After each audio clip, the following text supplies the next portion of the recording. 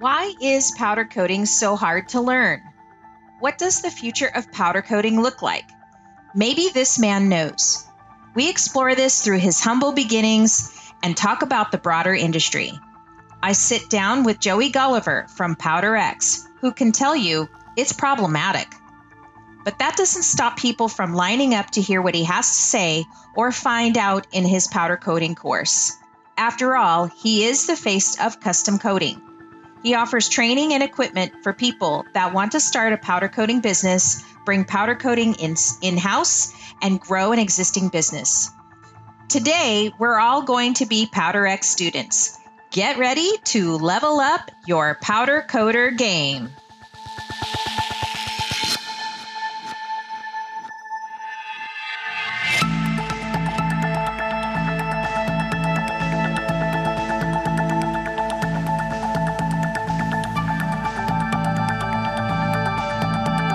Welcome to Roscoe's Powder Coater Podcast. I'm your host, Kim Scott.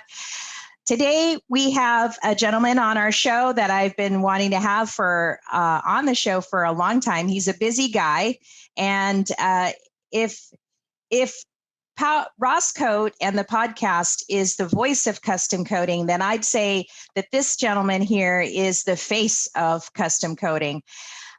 He has trained thousands of entrepreneurs in the world about starting your powder coating business and running a profitable operation. He's been recognized in Business Leader magazine as one of the top 50 entrepreneurs in the country. And he was selected by NASA to help them and consult them on powder coatings for the Space Shuttle project. He's also been featured on Power Horse, Muscle Car, Power Block Trucks, Extreme 4x4, and Spike TV. So we're happy to have Joey Golliver of Powder X on the show today. Welcome, Joey. Hey, how you doing? Good. So where are you based? I am based just outside of Nashville, Tennessee, in a I say small town. It's actually rather large, Murfreesboro, Tennessee, but we are based in Middle Tennessee. Awesome. I've been interviewing a lot of people. Like I know Black Label's there, Reno King is there. There's a lot of stuff happening in Tennessee. I'm kind of curious what's going on there. You know, I don't know. They say the county that we're in is I think it's supposed to be like the fourth fastest growing county in the country. And I can tell you that the roads and the red lights and the traffic signals and everything haven't caught up to the people that are here, because it's a little crazy sometimes. But it's the weather's it's not as hot as Florida, whatever. We have no state income tax. So, and everybody's still, it has that Southern friendly sort of vibe and things going. It's pretty good taxing things like that for business. So, yeah, and I guess when a lot of the lockdown stuff started and this, that, and other, Tennessee obviously had their share of stuff, but it wasn't quite as bad as other areas. And I think that probably led to a lot of it as well. But, it's not too bad. It's not a bad place to be. And the weather's kind of not too cold, how's the winters there? The winters aren't that bad. We may see now. Why I say the winters aren't too bad. I got snowed out a few weeks ago when the ice storm hit. I have a daughter that plays college softball, and she was. I was at a tournament in South Alabama when the ice storm come through Middle Tennessee, and I called the offices and called home, and they said, "Hey, there's an ice storm." And I said, "Then I'm going to Florida, and I'll go visit some customers in Florida. I don't do cold very well." But typically, you don't really see ice. You may see snow once a year, once every other year. Not that bad. In the summer, it gets pretty hot. It's hot. It's humid and all those fun things. But you don't really have it's not as hot as, say, Arizona, and then in the winter it's not as cold as, say, Colorado or whatever. So you have seasons. So, but not too awful bad. It's kind of middle of the road all the way around, I guess. That's good. That's probably why so many people I've heard a lot of millennials are moving to the South these days. So you own a a company that basically helps people that are interested in getting custom coating into that business going. I think you sell products. Tell us how you got started, and then tell us a little bit more about Powder X and what it does. Well, I graduated high school in 1986, and I did too. Oh, really? Class of '86. So you had like the case of Aquanet and the parachute pants and all the Rubik's Cube. Can't you tell?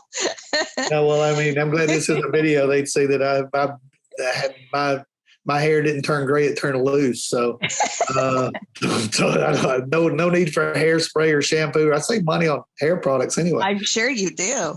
But you know what? That's all right. I'm cool with it. As long as I don't get. If people quit mistaking me for The Rock, I'm good. So no, I don't have that issue. But no, so I graduated high school in 1986, and I was going to work my way through. I went to college to be a high school math teacher, and I was working my way through college at an office furniture manufacturing facility in North Alabama. They happened to have one of the first large powder coating systems in the country, and nobody knew how to run it. Nobody at that point. There were no books, no education. Heck, there was pre-Google. Like it was baptism by fire. You just figured it out. Matter of fact, there weren't any fax machines. I think there were fax. There weren't cell phones. Obviously, there right. I don't even know in the late '80s if we even had the pagers at that point. But we had computers and pagers. Yeah. Yeah, but it wasn't nowhere near what it is. No. What it is nowadays. So our computer class consisted of doing BASIC, which is writing code.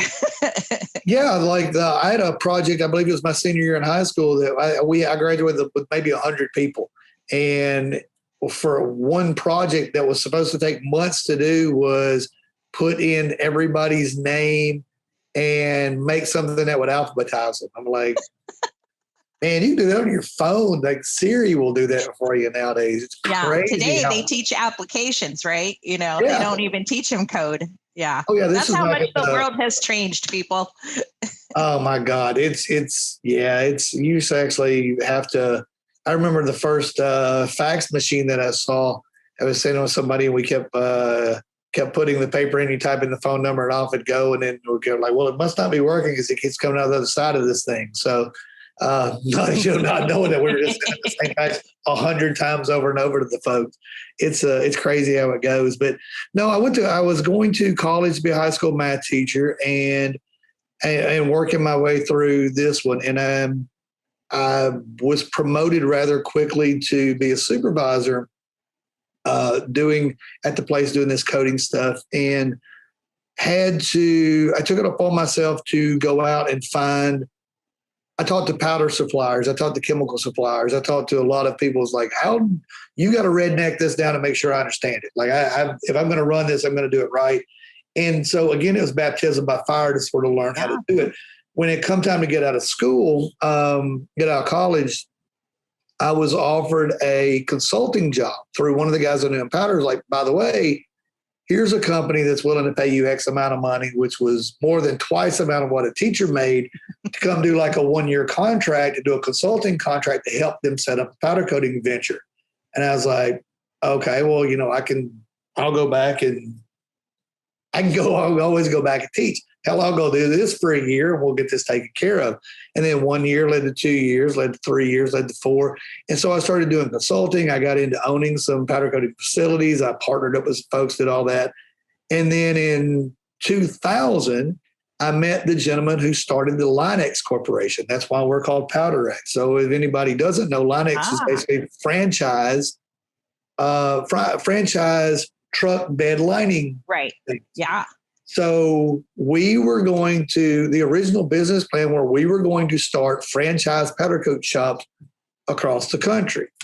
And so I wrote all the marketing manuals, the operations manuals. I wrote the how to open a powder coating business, all the books, all the manuals, all the everything that would be duplicated, just like if you bought a franchise.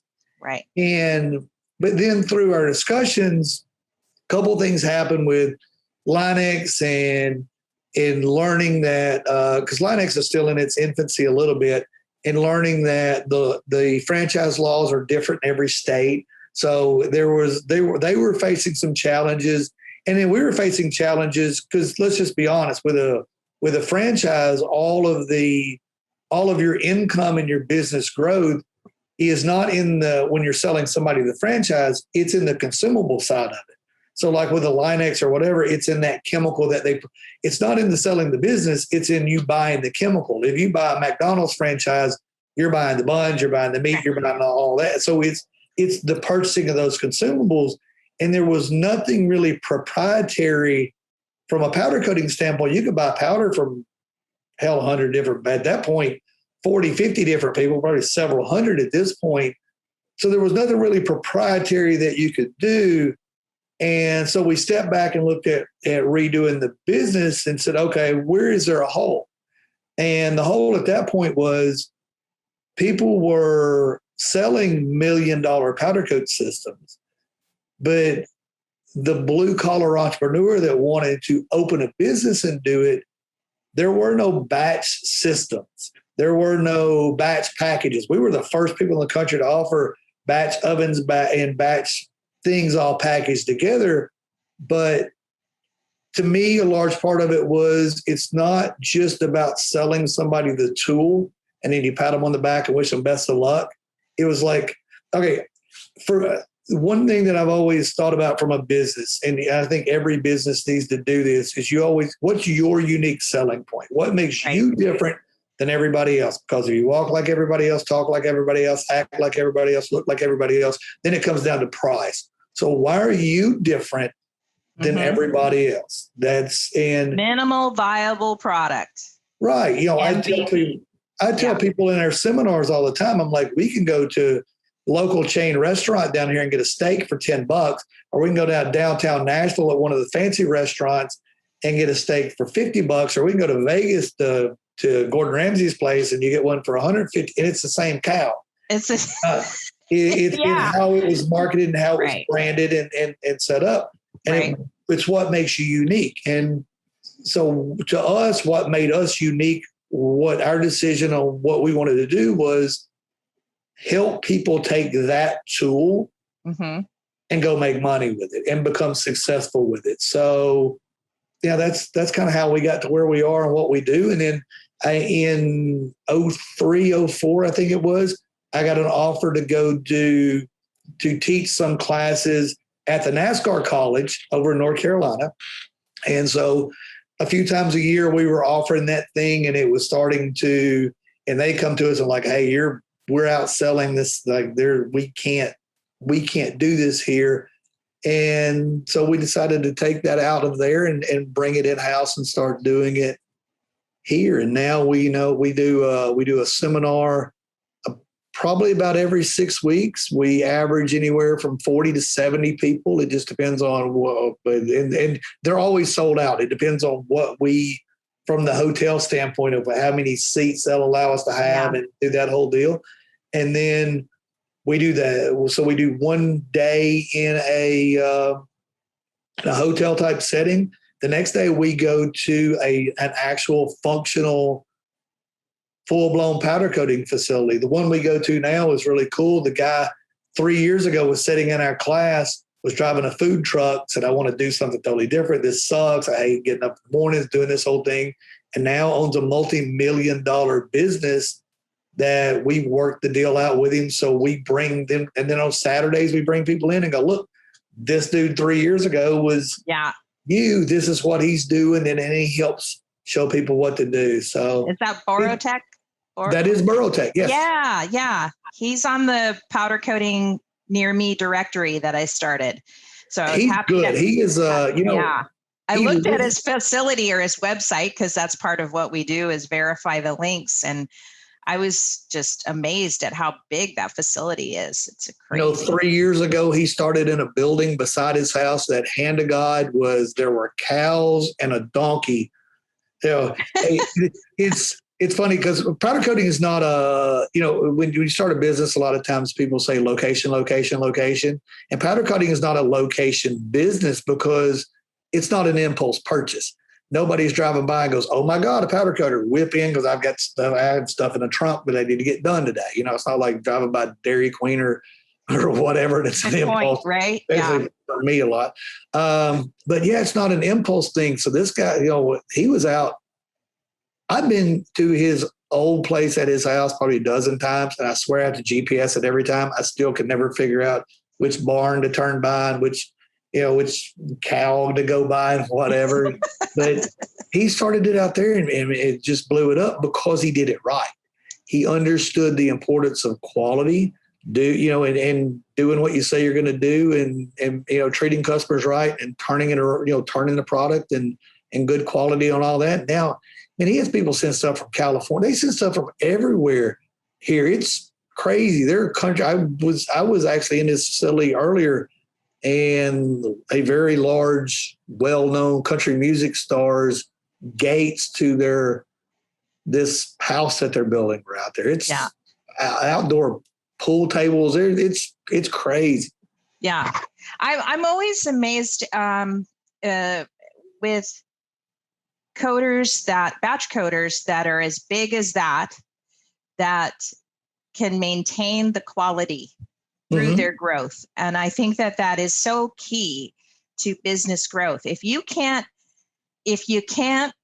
get the quality going and the size in the place that you're in now, whether it's small or big or whatever, if you can't master that, then you can't grow. I don't know if you believe in that or not. What do you say about that?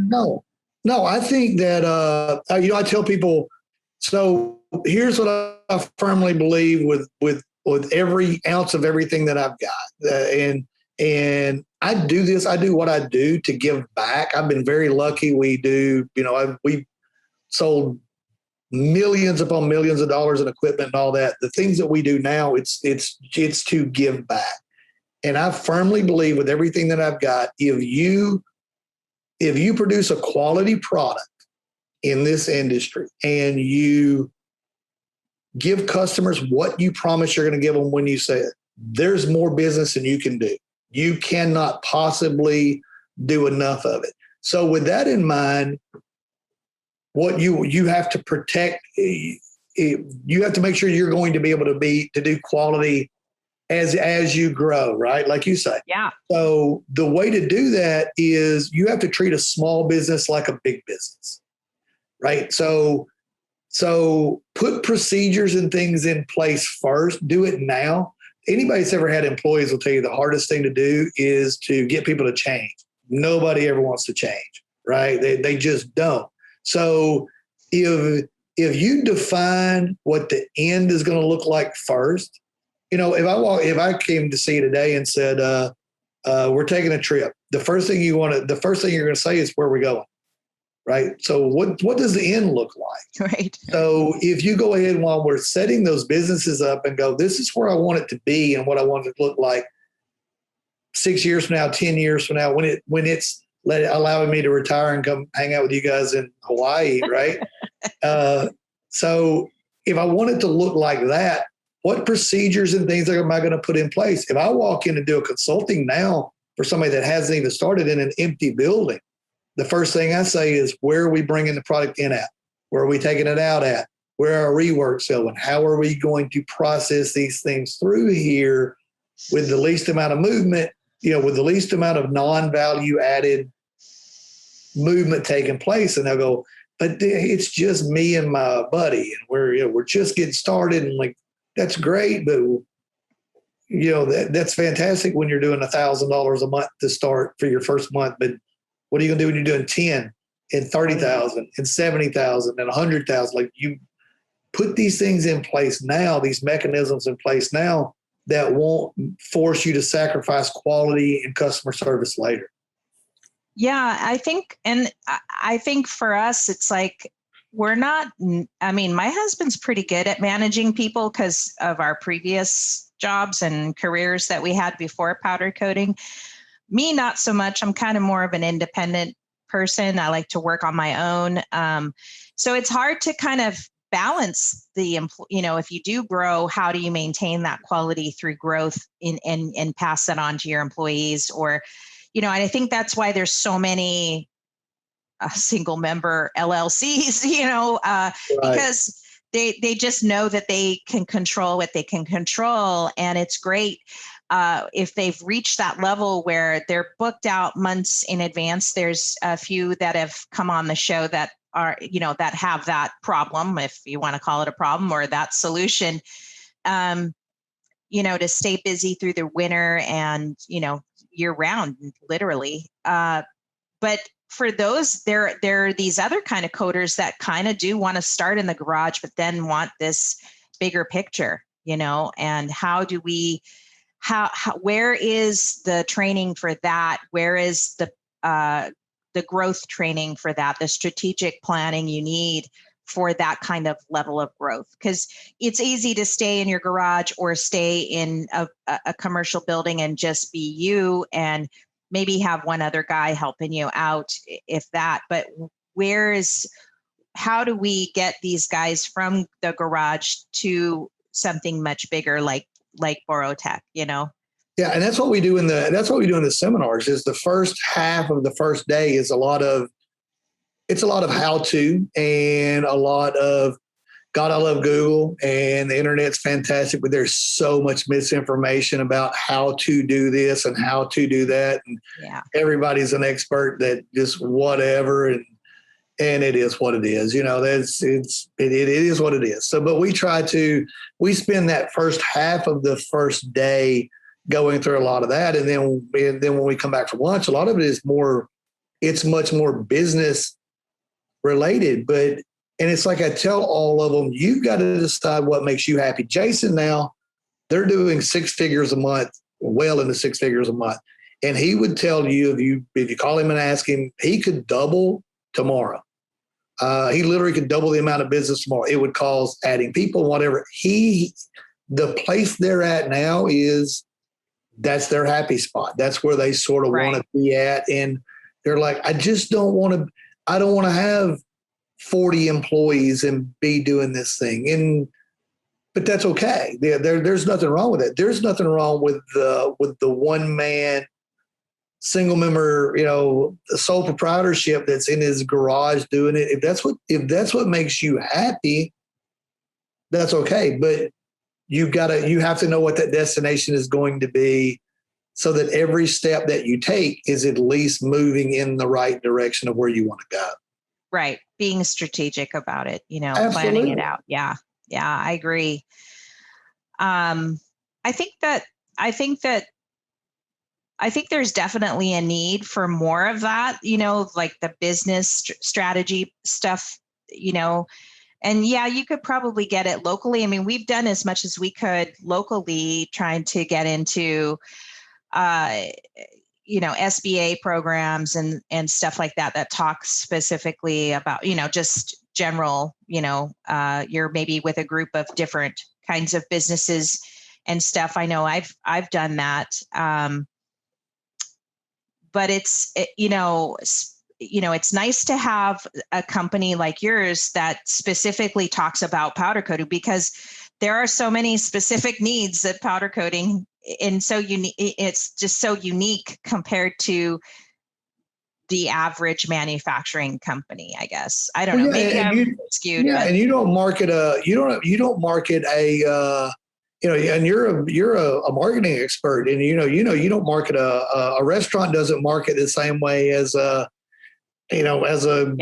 cleaning service, or two different restaurants in different levels of, McDonald's doesn't market the same way a Ruth's Chris or a Hell's Kitchen or whatever does. So everybody has their unique things, and how you grow different businesses are different. And I actually, over the years, have written a how to operate a powder coating business book and a how to market a powder coating business book that my staff is on me about trying to get. They're like, you need to finish the book. And I'm like, yeah, but I started, and then there's 200 more pages you want to add here. And they're like, at some point there, you got to quit. You got to quit doing that. So I'm hoping we're going to get some of those things out a little bit, but at least for folks to get some guidance. And we have these, what we call them our business builder, basically seminars that we're doing these. One of the things we're going to do starting this year is we're going to travel the country and do some just several, like 3-4 hour seminars that are like a one day without the hands-on part of it, whatever, that are bring powder coating in-house. Come ask your questions. Tell me a little bit about what you do. We're not going to, you're not going to get a big bill, a big consulting bill or whatever. Right. It's, hey, we outsource this and we're looking to bring it in-house. How do we get the ROI on it? Or I'm looking to open a business and these are the sort of the things that I want to do. And we're just going to use that as an opportunity to give back. Those will be out on like all of our social media platforms and our websites and all that here as soon as my staff figures out where we're going, because I just go where they tell me to go. So they'll tell me where to go and what to do. So as soon as they get all that figured out, I think a lot of it, as the COVID things start to ease up, some of it is with group sizes and where what different cities will allow and all that. And then they've been doing market research on where the concentrated areas are. Where's the best places to go? Because they told me I'd like Oahu. I heard it's Tennessee, but yeah, I'd be like, we're going to Oahu and in the Bahamas and everywhere warm and islandy. They'll put me in somewhere like Montana. I don't know. You're looking more tan than me these days. That was a little Tampa trip a few weeks ago. So yeah, everybody's heading there this week. So yeah, I think that's so you're talking about like an intensive course or something that is where you're just maybe it's a group setting, but you're working with people more one-on-one to solve their individual questions and needs. Yeah, we want to do if they're going to go into it or not. And we want to do something that are a little smaller. But one of the things that I also do is in the seminars that we do, the last thing we do on day one is we pull up a folding table. All the microphones are off, all the overhead projector things are off. We have everyone sitting in a large horseshoe, and it's like, we're not leaving here until everybody's questions are answered. I don't care what it's about. It's a fire away, ask me anything you want to ask, whatever. And then when that's over, if you were uncomfortable asking your question, then pull me to the side. I'm not leaving here until everything's answered. Yeah. And that's just the way you give back to folks. Yeah, definitely. And we'll sketch out people's buildings on a wall, or we're on cocktail napkins with drinks, trying to figure out how helping people price jobs, whatever. So it's because you don't know what you don't know until you know it, right? And and it's fun. What the new guy? That's what's fun, right? And you see that with what you guys do. That's the exciting part. It is. I think that.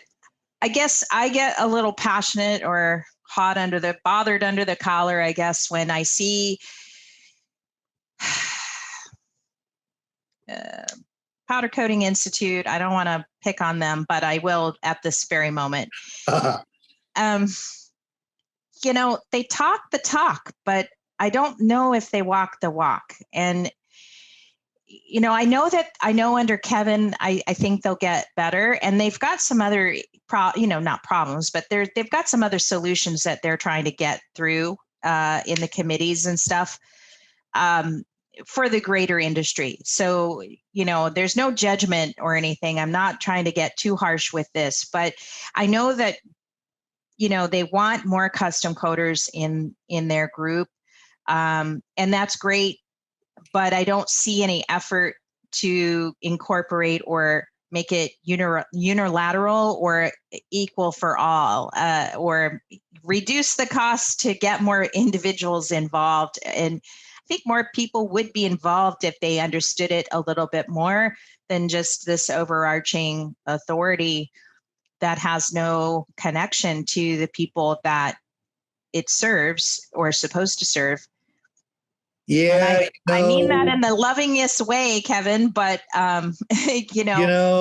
boy, there's a really kind of I know it's kind of well, no. Here's icky. what I say. I don't know that I'm not going to get Christmas cards because of this. But it doesn't really matter. I'm about helping folks anyway. So, you know, there's They could be doing more. Let's face it.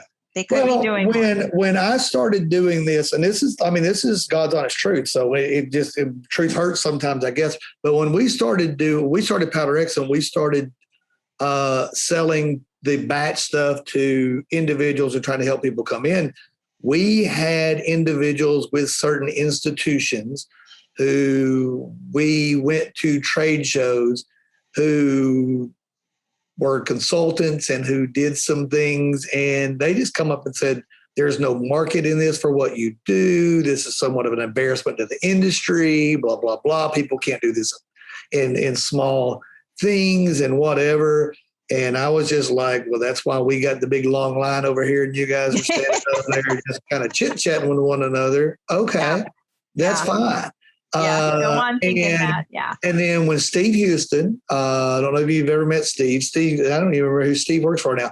Steve was the president for the Powder Coating Institute for a while, and he comes to see me and he said, all right, look, I just got this job, and that's when they started doing the custom coder stuff and all that. They just started bringing it on board. And he's like, all right, we've got to figure out as an institute and as a group that the market is changing. It's not all about the by engineers for engineers thing anymore. There's the Jimmys and the Joes and the whatever, are now starting to do this. Like, and if we don't shift, we won't be here. Because and you used to go to some of those trade shows, there were thousands of engineering type group people and whatever there, and then it got to nothing. So while I am proud to see the shift in some of those things, I am with you. There are a lot of things that could be done better. It is one of the things that just pisses me off, and I'm going to be honest with you, and sorry for the word, but we have some competitors or folks out there that will say, that will knock the seminars that we do, because they'll say, well, it's a sales seminar. And you can go to anybody that's ever come to any one of the things we do, and they will tell you the first thing that I say is, this is not a sales seminar. I don't hide the fact that we manufacture and sell equipment. I'm not here to sell you equipment. I don't care what you bought, who you bought it from. Nobody's going to knock you, because that is not what this is about. And they will all to a person tell you, hand on the Bible, that that's not what they do. What frustrates me with some of the other things that take place is a lot of them are kind of sales seminars. They just really are. Right. So, I know Sherwin-Williams, is it Sherwin-Williams that had, like a lot of these powder suppliers, and there are various, it's just that there's a lot of gaps in between. There's not an it's either overarching or it's just like, buy my powder. Here's a freebie from our, factory or something. I don't know. I went to a seminar a few years ago that I paid for and attended. I'm like, I just want to go see how some other folks are doing this thing, and paid for and attended. And like the first 2.5 hours, the first segment was about chemicals, and it was like, here's how you make chemicals. And then the next 2 hours was over basically like the making of powder. And all these people are coming up to me at lunch like, hey, have I not seen you online before? Like, I didn't see you do this thing on television. They're like, okay, I have no idea what they're talking about. I'm like, dude, I don't either. Like, I don't know where this is going. I don't need you to tell me how to make it. I just want to tell me how to use it. How do I take that and go make money with it? That's all I want to know. Just let's kind of get to that point. Unless I'm going to start a business making powder or making chemical, who cares? Who cares, right? Yeah, I know. It's a disconnect all the way around. And I know that it's kind of a thing for us. It's why we started the podcast, is to kind of just throw those little threads out to kind of make a connection somehow, some way. We're just kind of beginning this journey.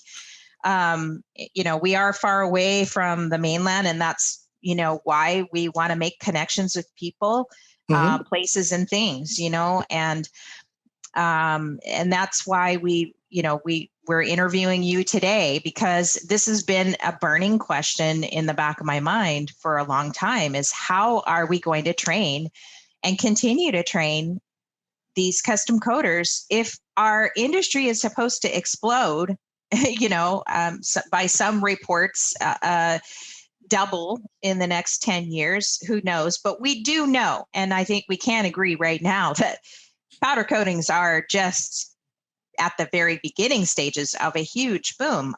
I can't. I agree.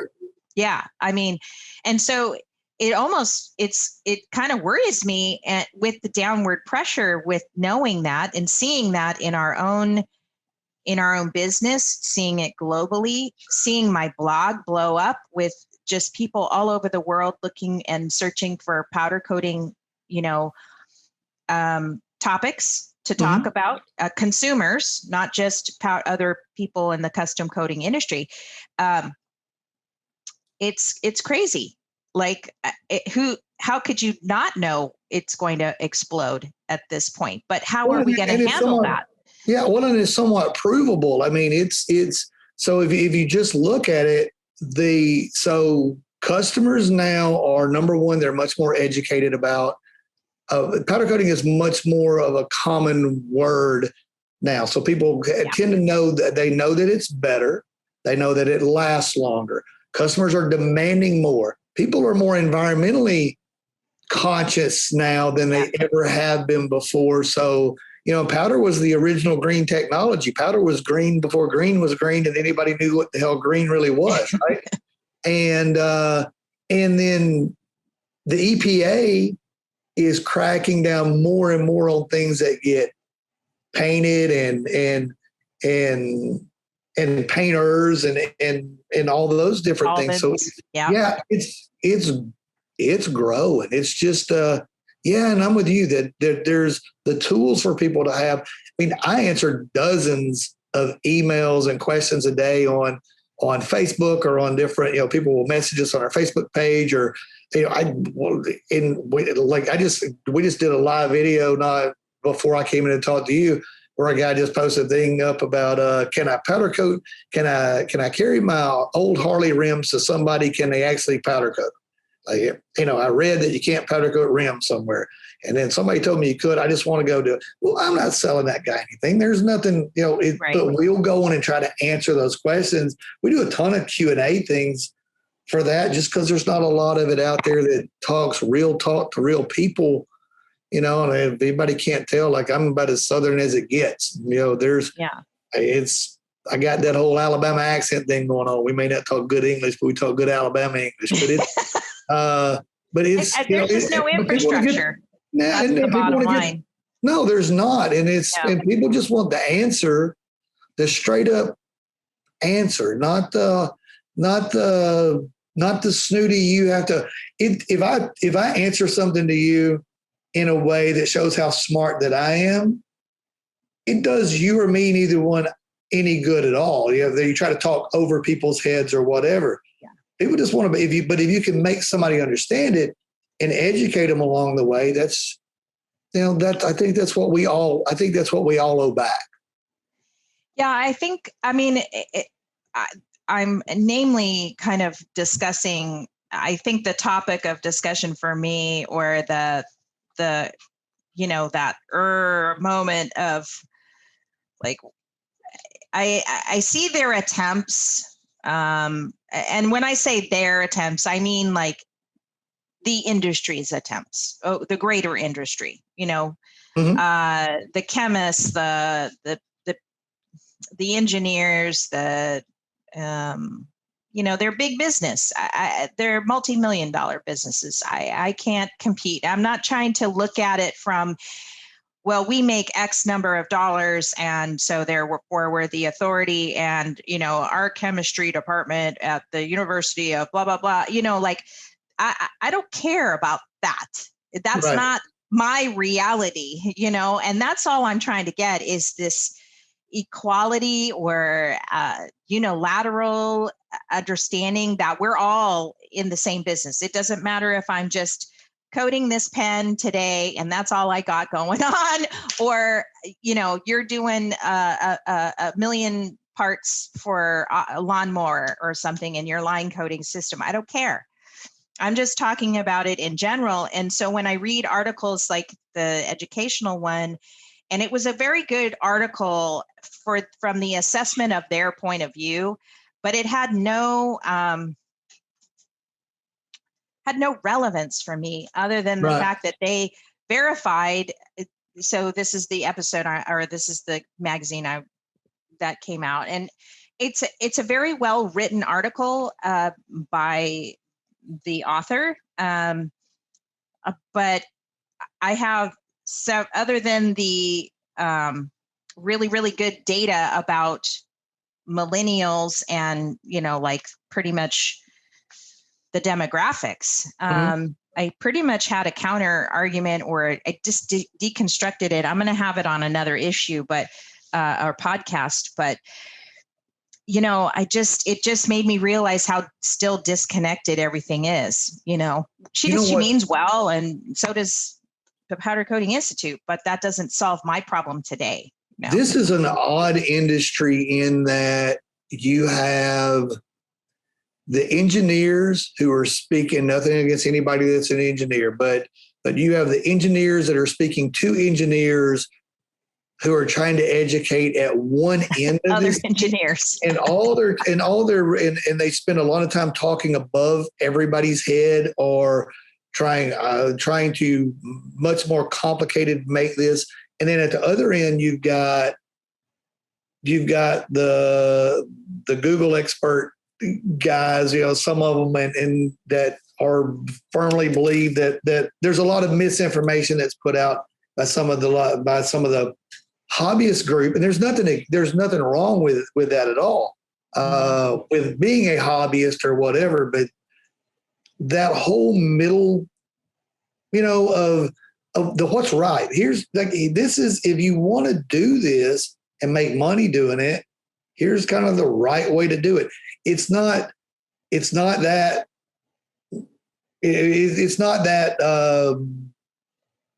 lacquer thinner in a rag kind of thing. And it's also not this that you have to have a $100 million,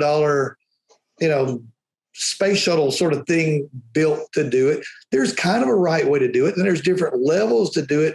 But at the end of the day, it's consistent, right? I mean, it really is. Powder curing is a chemical reaction, no matter who does it, right? Heats the catalyst that makes the reaction take place. Doesn't matter how people are heating it. It's all sort of the same. A lot of the steps are the same things. We're all baking a cake. We may just be baking different styles. Somebody likes more butter in their cake. Right. But there's got to be, but every cake requires certain things and some sorts of uniformity. And I think the uniformity is what's missing because everybody's too busy. I don't know. I still don't. Yeah. I think that's where where I kind of see this deconstruction happening is because we've had to redo other powder coaters' jobs from the mainland that came here, and they were so horrible. I mean, just gritty, discolored. I mean, just like your worst nightmare. I could never, ever, ever let anything like that ever leave my shop. But yet there's a powder coater out there that, I mean, we're grateful we got the rework job from, and we made a lot of money on it, but it was for a school in Hawaii.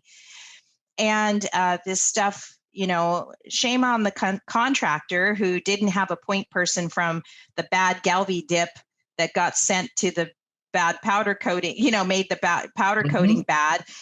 There was no point person. So that was their mistake. Thinking they could save money, and they ended up just eating it. Because by the time 2 weeks came and that stuff was in the container getting shipped out here, those people already got paid. So they were like, yep, all done, and then we look at this stuff going, oh my God, this is horrendous. So it makes me realize that there just doesn't matter how big you do your work every day. If you don't have that quality, then you're not serving the industry at all. Right. Better, you're not helping the end person, which, in Hawaii, we're very proud of the stuff that we do accomplish here. I could never let anything like that happen to a public school here. There's kids involved. There's, it's just, I don't know, It's just your reputation too. And what's funny is, yeah. Well, I know what's funny is, so the one of the greatest things about this industry is also one of the worst. And I say this in classes, and it irritates some people that do this, but I fully believe powder coating is easy. You bring me any 10-year-old kid, I can have them powder coat apart in 15 minutes. So the caveat of that is I've got to set up the equipment, this, that, the other, right? Because as long as I have ground and I have charge, powder has to stick. But it's so easy that people can do it that kind of just sort of halfway it, like with the stuff that you've seen, and put things out there that hurt the industry. I've seen folks come in all the time, or I'll get a phone call and they'll go, "Oh my God, I thought this powder coating was so tough and I got it, it's chipping." And I'm like, "It's undercured." "What do you mean it's undercured?" "Well, the elasticity of powder is one of the last things that comes out in the curing process. Undercured powder is very brittle. It's undercured. If it wasn't undercured, you could have bent it in half, beat all flip out of it, whatever, and it would have been great." But just because you go to Walmart and get a rattle can doesn't make you a painter, right? It doesn't. I can go get a skillet and a steak, and I'm not Gordon Ramsay, right? It's easy enough to do, but which again is a good thing, because if you learn to do it right, then it's easy enough to grow it and go do it. But there are also some folks out, like the guys that were sending this stuff over to the school, that hurt the reputation a little bit. So from a marketing standpoint, I think you've seen this. You have to address the pink elephant in the room. Like, you've got to address that, right? And say, this is great. Not everybody does it great. Here's why we're different and how we do it better than the other ones that are doing it. So, yeah. And that's a good question to kind of move forward with, which was, what do today's learners, or maybe learners that come into your realm, what do they need to grasp the concepts and scale quickly? And I guess that's a sort of I'm going for the deeper level question here, which you were kind of leading to. Is like, anybody can powder coat, but can you grasp the deeper concepts of powder coating or applications and what the powder does? I hammer on people all the time in these classes that, to me, the difference between what makes people rich and what makes people broke is in the prep. It's all in the prep. If you ground apart and you point a real powder coating gun that charges, and you have real powder from a real powder manufacturer, and you point it at a part, pull the trigger, and it charges the powder, it's going to stick on the grounded part. If it doesn't stick on the grounded part, it's coming to you, because you're the best ground there is. If it's blue, you're going to look like a Smurf. Like, it's going to find you. It's going to find ground because of physics. It has to find ground. The difference between the people that get rich and get broke, it's the prep. The prep is the most misinformation that's out there by far.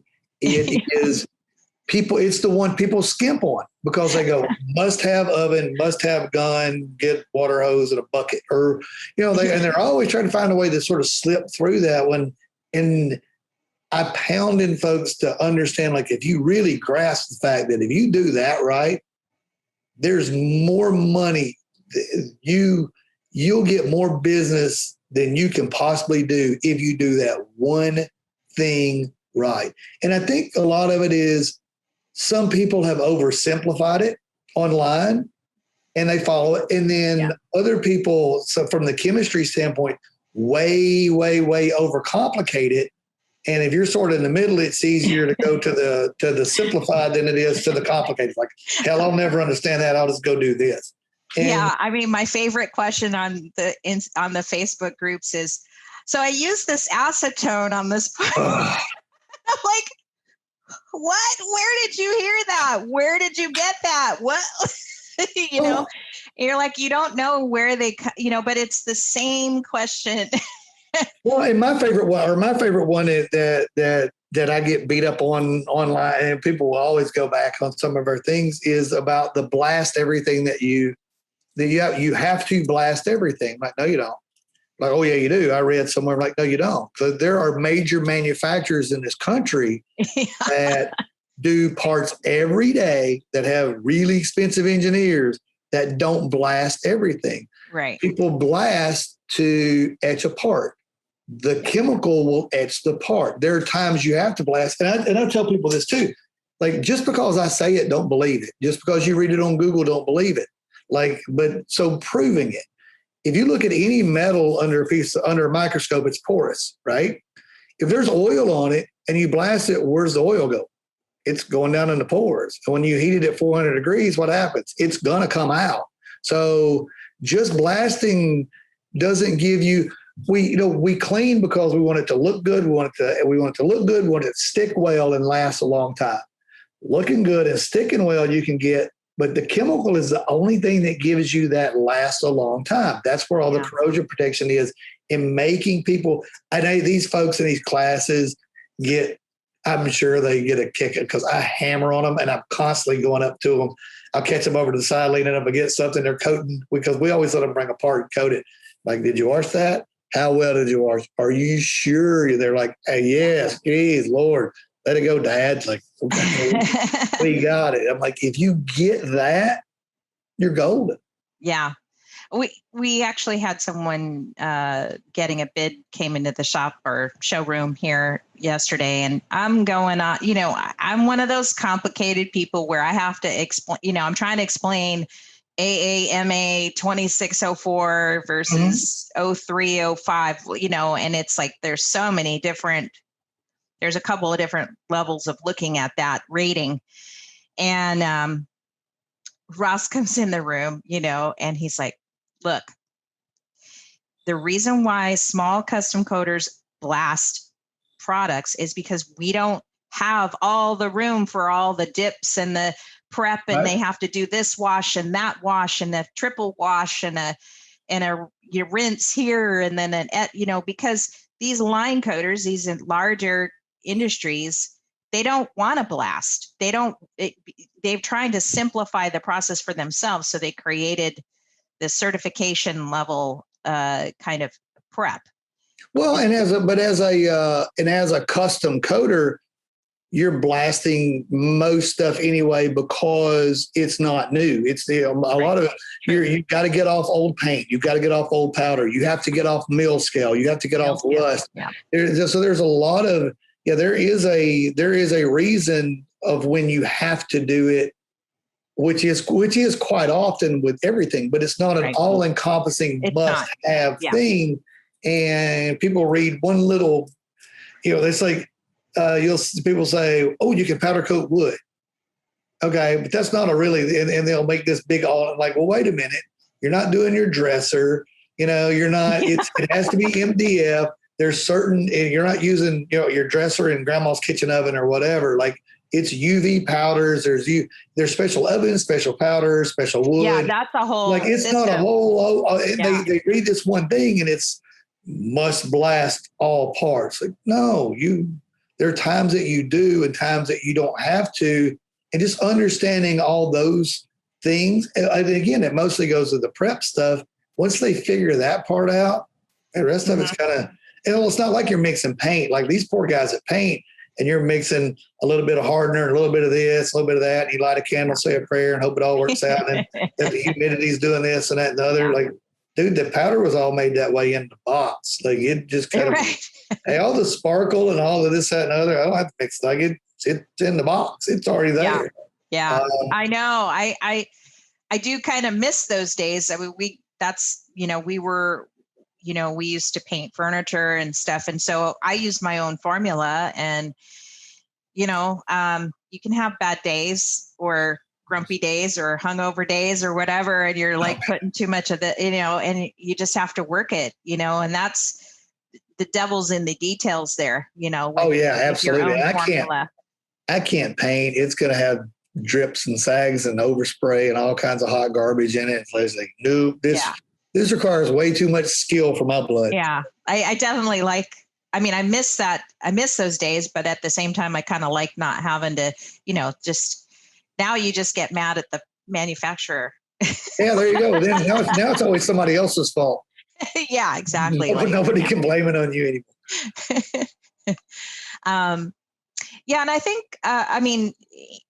I've realized that a lot of, what's changed in terms of people or demographic or learners is that they want the information brought to them.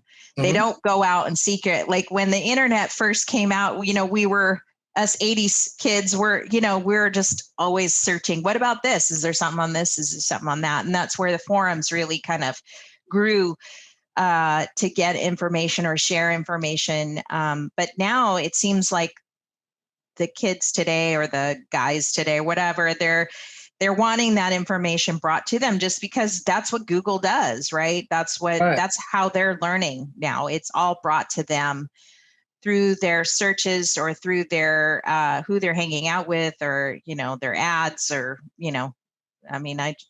that's its own little thing of learning the nuances of how to make sure, as the teaching someone to open a successful powder coating business. I mean, I've trained at this point, I think over 6,000 people doing this. The marketing aspect of it and how to then take those things and grow it, and learning those little nuances of how you make sure that Google's presenting your stuff to your people out there. I mean, those are tricks, that's what's great about some of the things like you guys are doing, where it's helping people do, that thing. We go through that some. I have a marketing team that goes through that with some folks, but it's kind of, marketing is its own neat little animal, and how to get your stuff out there and all that. So that was one of the cool things I thought about, when I look back at some of the things you guys did and are doing and are going to do and all that I think helps the industry a lot. I think that's missing as well. I just like the tool. I mean, like I had just the availability of the tools that I've created online. I'm able to answer someone's or help someone. So the other day, not even just like 2 weeks ago, somebody had said something on one of the Facebook groups, and I'm like, oh, well, because they were struggling with finding employees, and he's like, my gosh, we'll pay this person to move here. That's how desperate I am, because they're growing really fast. And I'm like, what if if we have a job, if we have a coder listing, then why can't we have a job listing?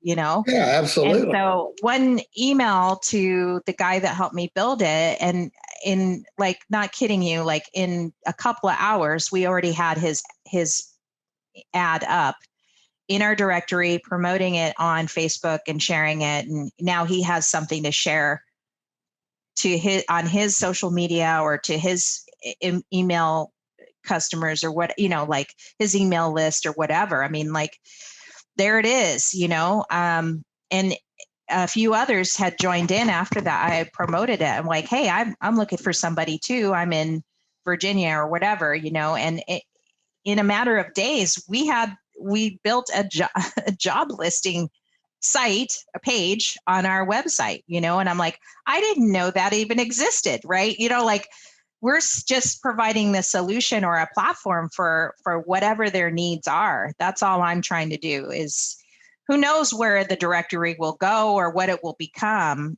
But you know what? If it helps a few people, then that's more help than they were getting anywhere else. So, right. And anybody needs a backlink. Google likes links, like, who knows where that, but it was nice to kind of see that. I guess what it is it's sort of user generated content, right? It's, right. it's the best kind of content because it fills the need of the coder. And if this guy has a problem, then I'm sure there's 100 others that have the same problem finding employees, or, and there's, who knows? I mean, the pages are just starting to come out. I ultimately and I've said this on earlier podcasts, so I'll say it one more time, but I really want to build a tribe off of the Facebook platform, if possible, and maybe have that be the host platform for, a login system, or, like a user-based tribe where we can all kind of come together and have a forum. So say you are hosting something and you can go to this, to our site and say, this is Joey's, forum on this or that or whatever, it could be anybody, or just a tool where people can go ask questions and whatever. That's, like I say, we try to, it's joey@powderx.com. That's easy enough. Yeah. We tell people all the time, just shoot emails. We'll answer the questions. Go to our Facebook page and ask it. We're constantly trying to help as much as we can because there's just not enough good help. Right. But you see, you're just helping the one guy that emailed. But what if you could share that content on a tribe back? Then people can access that content 24/7. I mean, right. You're helping so many more by just answering the question, and even more so than, the podcast is great. It's helping those that are listening to it. But what about the ones that didn't hear it and still have that question, or still have that, they want to talk about? I agree.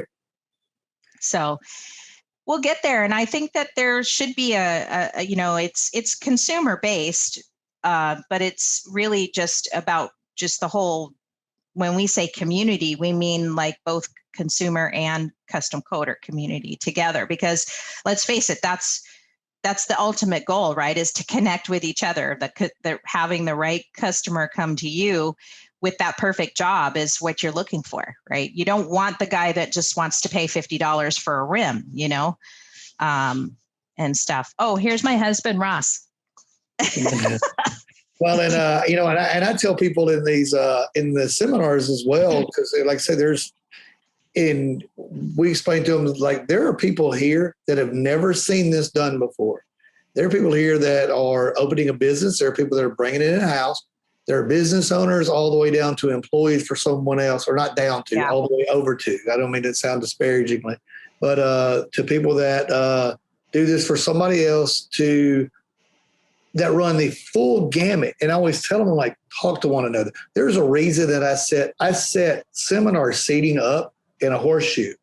The reason I do that is so they are all looking at one another. Yeah. And I force people in there. So if you're listening and you're thinking about coming to one, you're going to talk to somebody because I'm going to force you to. I'm going to make you get involved. You're not going to you're going to speak.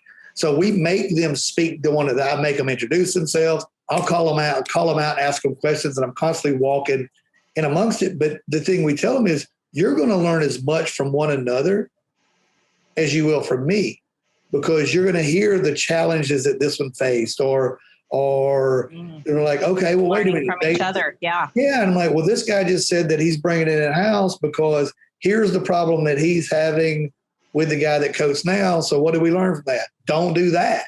Right. How do we not do that so we don't become that dude that's losing this $100,000 a month worth of business or whatever? Right. So that, I think we all need that thing where everybody can learn from one another. And that's how information is shared. That's where you get it.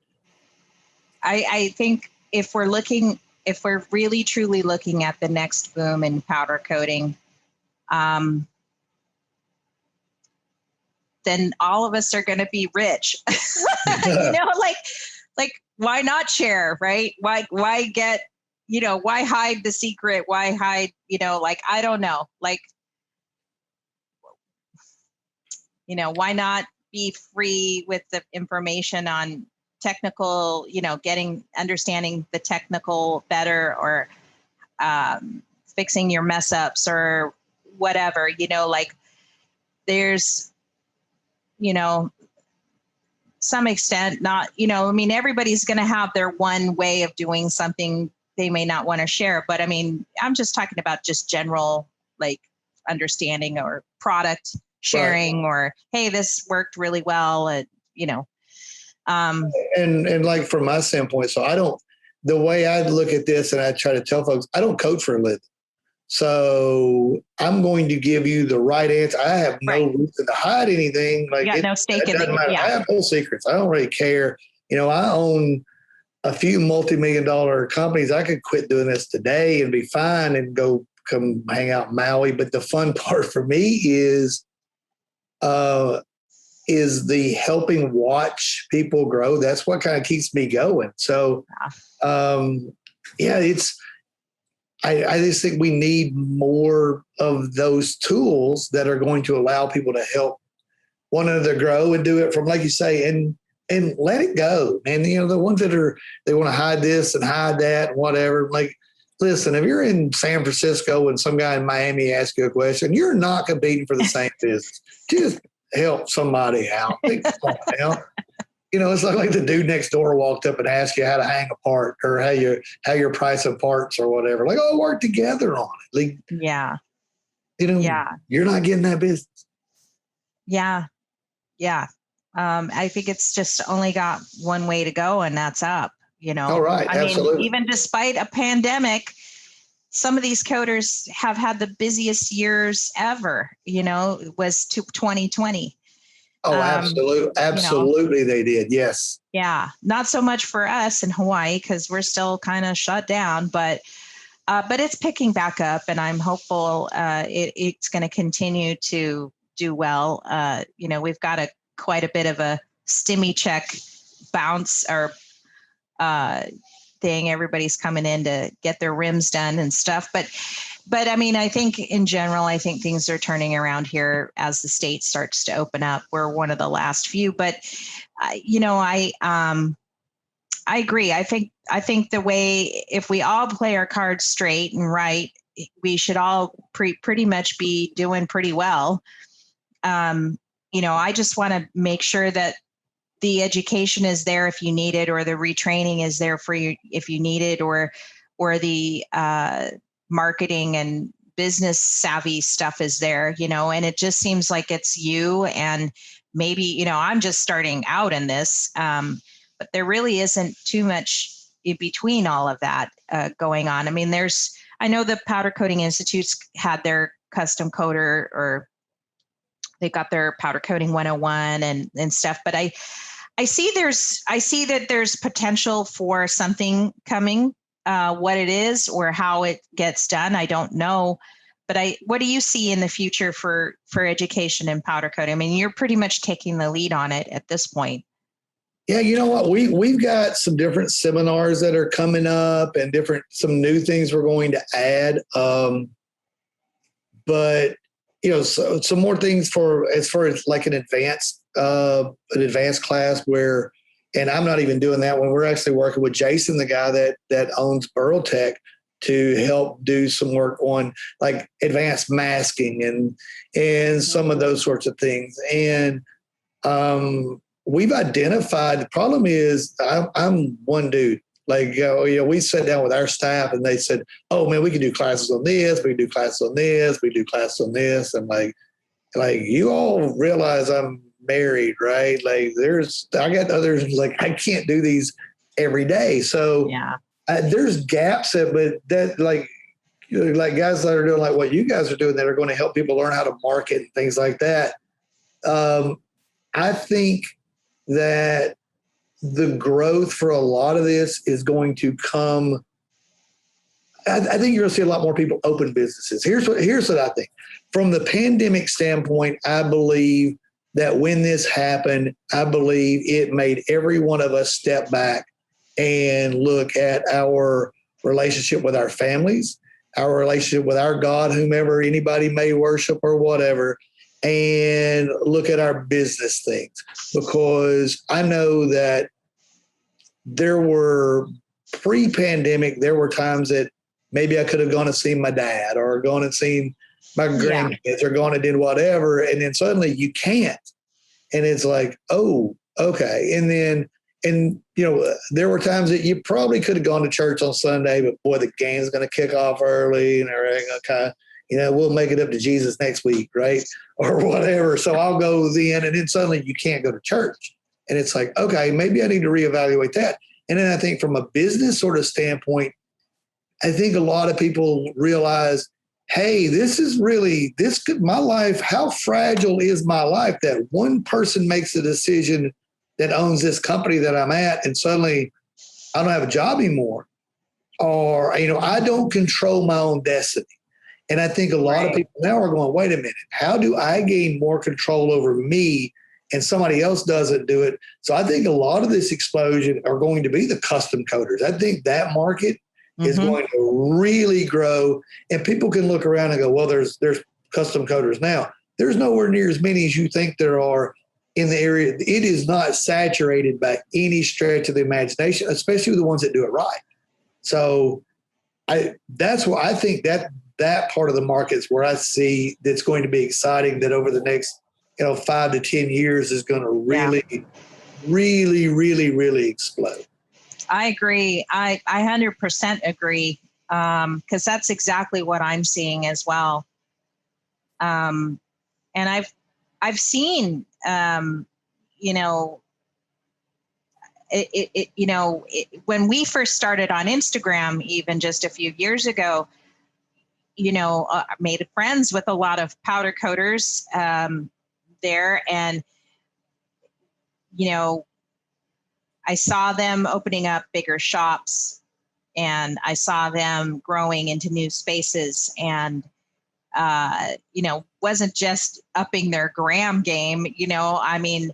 It was seeing them transition and grow and get bigger. And at the same time, we all kind of started at the same time, kind of thing. So I saw that happening, and then I realized, this is, if you do the work and you satisfy your customers more often than not, then it can happen, because part of it is this larger wave of powder coatings in general, in terms of the industry growth, can push you a lot in that direction. If you're in a locale that maybe has more interest in that, or car customization in general, those trends aren't really going away. They're kind of sticking around. And there's also just the average contractor who wants something finished right, because their name's going on the building, or the architectural job, or whatever, and they need to make sure that it stays, that it's going to stay, and their reputation will be based on it. So I see that the growth in both arenas, actually, from the bottom up, not necessarily from the top down. I get it. Those people have had that for a long, long time, but I'm telling you, there's something that's growing from the ground up, I believe so as well. Yeah. So, well, so give me one more time as we wrap up. What specials do you have special? When's your next class? How does someone get a hold of you? Oh goodness. The March 19th and 20th. We're already past March 19th, 20th. Sorry, that was last weekend. April 30th and May 1st through April 30th and May 1st, I believe, maybe sold out at this point. There may be a few seats left in there, or some stuff opened up. And then if you go to powderx.com and click the training page, it has the full list of. I'm sorry, I'm looking at the. No, it's okay. I'll share my screen. Yeah, June 11th and 12th, July 16th and 17th. So, there's classes and seminars. Okay, let me click on it, and then I'll share my screen.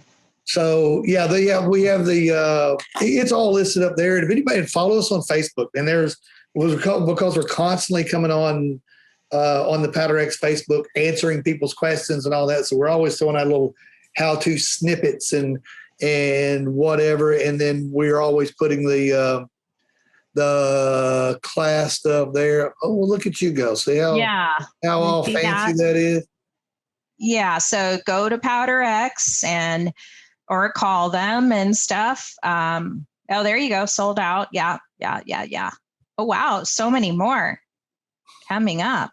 I mean, that usually comes up at least once every 2 weeks on the Facebook groups and stuff is, about training or when the next training is. So, yeah, we try. They convinced me this year because we were even in the pandemic stuff, but these things are always sold out. So they were like, let's go more often, and there's still always sold out. So we just so we've got April. Well, there's I think so. It looks like we're skipping May, and then June, July, August, September, October, November, and December, and we're running those around November, December.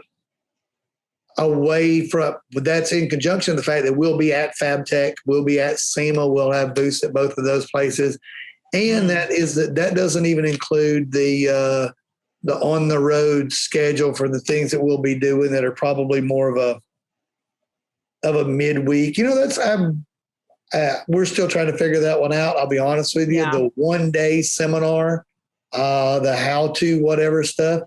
Just try to figure out if we're going to do what day of the week to do those on. So I know what. You think SEMA's going to go? Oh, yeah. I think SEMA will this year. Yeah, I think SEMA. I'd like to go. I think SEMA will go more so. I'm more convinced SEMA will go than I am FabTech because FabTech's in Chicago and I heard in Vegas. But Vegas is for a large part open a lot. Like it's a lot open now. Maybe. And God, that's still such a long way away, man. It's November, and if you think of how much stuff has changed since, just in the last month or so, I have hope. You know what? I'm a big college football fan. I want to go watch Alabama play this year with a big crowd of people. So let's get to that point. So hopefully with all this vaccine happening and everything else, we'll get it taken care of. I hope again that SEMA goes off. I really do. There's been a lot of changes in the last few months with vaccines and rates and this, that, and other. And I just think everybody's kind of tired of being tired and locked up and whatever. So hopefully we'll be able to do some trade shows this year. We're looking forward to it. I missed those last year. I love SEMA. We do SEMA. I spend a lot of time talking to folks there that have seen us online or talked to us about whatever. We get to see a lot of folks at that, as well as FabTech. So it's always fun. And you can't go wrong. It's cars, right? So it's right. Hey, it's always really fast cars and really cool stuff. So, and Vegas. So what better way to spend a week? It's always fun there. Yeah. And we were anticipating doing that in 2020, checking it out and stuff. We're a member, but so I did the online one. I don't know. That was. Yeah, that's kind of not kind of not like really the same. It works, but it's I hear you. Like I could have seen all this on YouTube, right? I could have just watched last year's show and walked through it or whatever. So, and to their defense, everybody did what they could to try to. They made an attempt, and to make an attempt at it. Yeah. But that beats hell out of not attempted anything, right? It beats just standing there. So God bless them for trying that anyway. I think for me as a user, it was like they just didn't have the training, or like if you could just train somebody how to go, navigate it, it probably would have been a better user experience. I mean, the platform was beautiful. It functioned. But what happened in between all of that? And then they only left the, they only left the content up there for like not even a week. And I was just like, by the time I got back to it, it was gone. And I'm like, all these great lectures and, panels and stuff seemed really interesting to me, but they took it down. Like they didn't even, at least leave it up there for a month so you could kind of come back and watch it. Yeah, but for so much, but for X amount of dollars, you could probably buy recordings of those things. So right? I mean, what's the harm in that? So yeah, we attempted to do I think we were going to do one of our seminars virtually. And I learned really quickly that from a technology standpoint, there are so many tools that you need to do things right, and it be right to customers and be friendly enough. So that's what we were coming to say. Okay, so how do we do this and it actually be live, or how do we do it and it's recorded? And then how do you ask questions, and how do you make it where people can see it later? And it was just, it was a bit of a train wreck. Tried to figure it out, and it just wasn't. Just technology is not my thing. Yeah. I'm about helping people go make money. I'm not. I don't. I get a new phone every year, and I don't even know how to do none of it. I just bring it in and hand it to one of my kids, and like, hey, how about set up my phone or stuff in my car or whatever. They actually help you? I got no help at all.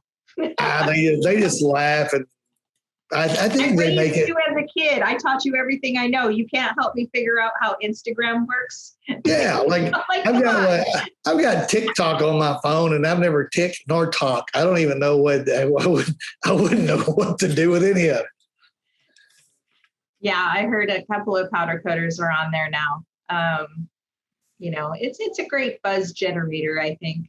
I'm not sure about making sales. I mean, so far we finally just mastered just getting Instagram sales going, but I don't think TikTok's for that just yet.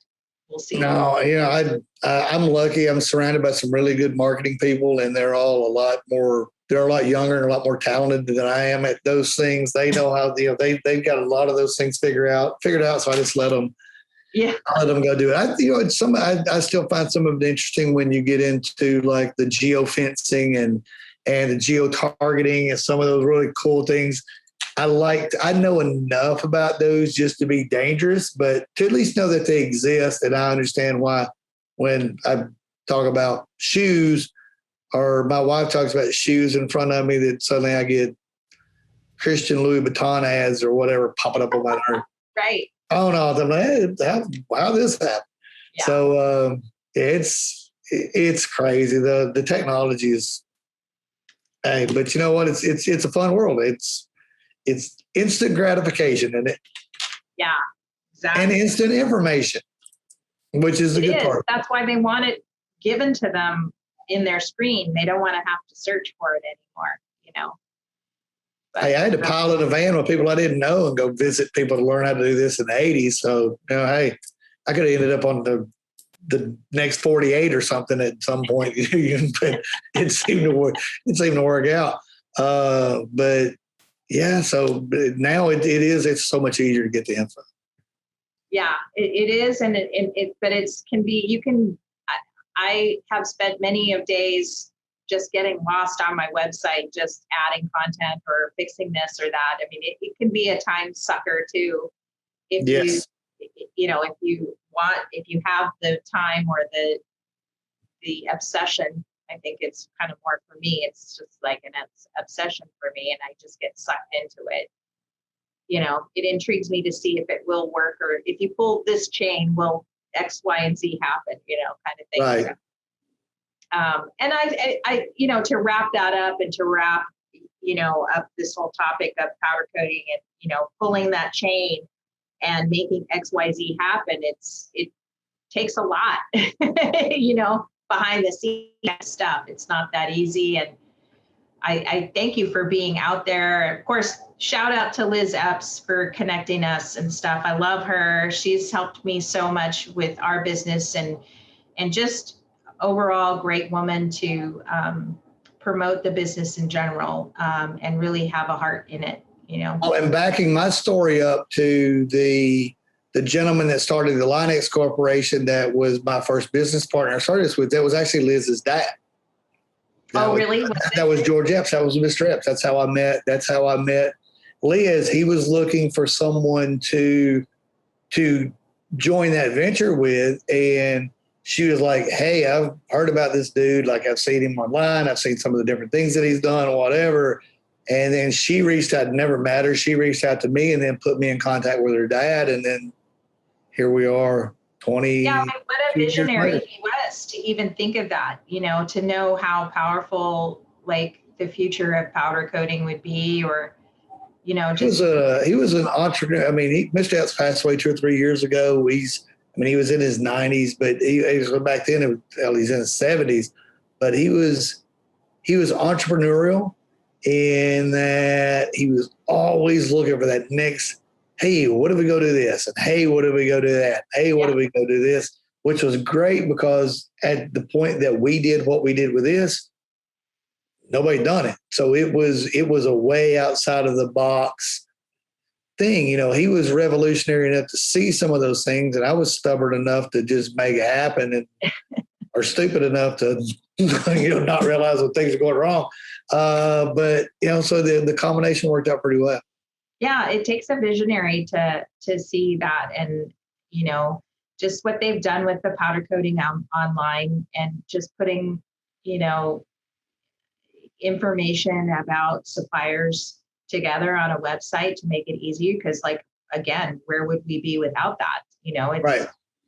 One of the busiest clicked on websites in powder coating today. So oh, absolutely. Yeah. So it's all great. We all benefit from that website on one way or another, right? And yes. That's the vision that he had, and she continues and carries on with. So thank you, Liz. She's probably sitting on a beach in South Alabama right now. Or working on her house. And then you're sitting on you're at a beach in Hawaii, and it's raining in Nashville. I got the worst end of this whole deal.